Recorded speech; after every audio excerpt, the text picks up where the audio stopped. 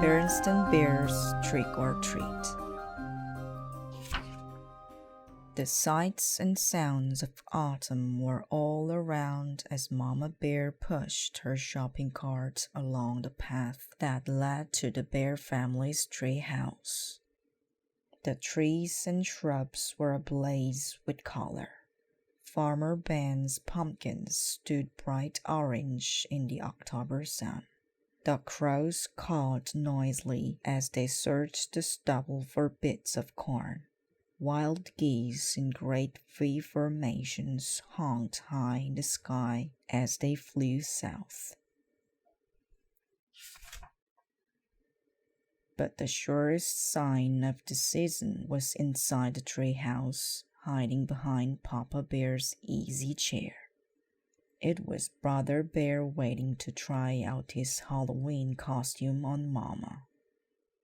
It wasn't Halloween yet, but brother and sister couldn't wait to try on their new costumes. Sister was going to be a beautiful ballerina. "Well, what do you think?" she asked, taking the third position. "Shh," said brother. "Mama's coming." Brother had chosen to be a spooky monster on Halloween. He had bought the spookiest monster mask he could find, and Mama made the rest of the costume. "Boo!" he shouted as Mama came in with the groceries. "Help, a monster!" she cried, pretending to be frightened. "It's only me, Mama," he said, showing his face. "So it is," said Mama. "Well, that just goes to show that appearances can be deceiving." "Appearances can be deceiving? What's that mean?" asked Sister. "It's just a grown-up way of saying that things aren't always what they look like," exclaimed Mama as she unpacked the groceries. "Look, goodies," said Brother. "Hands off, please," said Mama. "Those are for trick-or-treaters who come to our house tomorrow night." Brother and sister were very excited about Halloween, and a little nervous too. This was the first year they would be going trick-or-treating without a grown-up along to supervise. "I'm not so sure I like the idea of them going by themselves," said Papa as he carved a pumpkin he got from Farmer Ben. "It's pretty spooky out there," he added, making a scary face at the cubs. "Now, Papa," said Mama, "if brother and sister want to accept the challenge of going out on their own, I think we should encourage them. But remember," she continued, turning to the cubs, "there'll be strict rules. You'll stay in your own neighborhood, and you won't eat any of the treats until you're back home." "Besides," said Brother, "we won't really be by ourselves. We made a trick-or-treat date with Cousin Freddie, Lizzie Brune, and Queenie McBear." "There," said Papa, putting the finishing touches on the jack-o'-lantern. Then he lit a candle inside it and turned out all the lights. It was pretty scary. The next day, brother and sister began planning the trick-or-treat route they would follow that night. Brother got a pencil and paper and made a map of the neighborhood. That way, he explained, they wouldn't miss anybody. "Let's see now," he said. "We'll stop at our houses first. Ours, Freddie's, Liz's, and Queenie's. Then we'll do Farmer Ben's and our sitters, Mrs. Grizzle." "Mrs. Grizzle for sure," agreed Sister. "She usually makes special Halloween cookies." and Teacher Jane. She gives out good stuff. How about Dr. Grizzly? Asked Brother. She's into health snacks.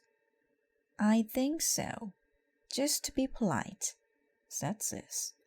Gramps and Gran, of course. Of course. I'll tell you one place we are going to miss, said Brother, folding his map. What place is that? Asked Sister. That one, he answered, pointing out the window at the home of old Miss Macris. It was a spooky, twisted old tree house in a thicket at the end of Crooked Lane. We're definitely not going there, he added with a shiver. Why ever not? Asked Mama, who was listening. Why not? Said the cubs. Because she's a witch. That's why not. What utter nonsense, protested Mama. True, Miss Macris is old and bent and rather forbidding looking, but I can assure you she's a perfectly nice person. But the cubs didn't believe her. Not for a minute. They knew better. Everybody knew better. No doubt about it, Miss Macris was a witch, for sure. Just after dark, a pirate, a skeleton, and the wicked queen from Snow White came for Brother and Sister. They were Freddie, Lizzie, and Queenie, of course, and together they ventured out into the darkness with their trick-or-treat bags. Before they could get started collecting Halloween goodies, they were joined by some worrisome company. Tall Grizzly and his gang, out for mischief. Tall didn't waste any time trying to get Brother, Sister, and their friends to go along with him and his gang. Come on, we'll show you goodies how to have some real Halloween fun, he said, pulling Brother along with him.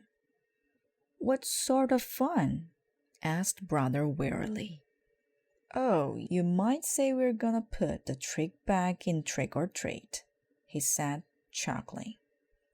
It was so dark that Brother and the others didn't notice where they're heading. Hey, said Sister, this is Crooked Lane. That's right, said Tall. We're gonna play a few tricks on old Witch Macris. What sort of tricks? Asked Brother. Her gnarled, twisted old tree house loomed ahead. First, whispered Tall, taking a roll of toilet paper from his jacket. We'll decorate her house with a little of this. Then, maybe we'll tie a few knots in her clothesline. Then, smear some honey on her broomstick so she'll stick to it when she tries to fly. But before Tall and his gang could start their mischief, the front door opened and a bright yellow light stabbed the darkness. And there in the doorway stood the frightening figure of old Miss Macris. Aha, she said in a gravelly voice. I'm ready for you. She then led the terrified cubs into a cozy living room. To their great surprise, there was a big tray of beautiful candy apples, all prepared for Halloween visitors. Mama was right, whispered Sister to Brother. Miss Macris really is a sweet, kind old person. The cubs thanked her for the beautiful apples and went about the rest of their trick-or-treat business. Later that evening, Brother and Sister were at home looking over all the treats they had collected. The beautiful candy apples stood out. and Papa asked where they came from. "From Miss Macris," answered Brother. "From that scary-looking old grouchy puss that lives down Crooked Lane?" said Papa. "That's right," said Brother, taking a delicious bite of his candy apple. "You must really try to remember, Papa," said Sister, giving her apple a little lick. "Appearances can be quite deceiving."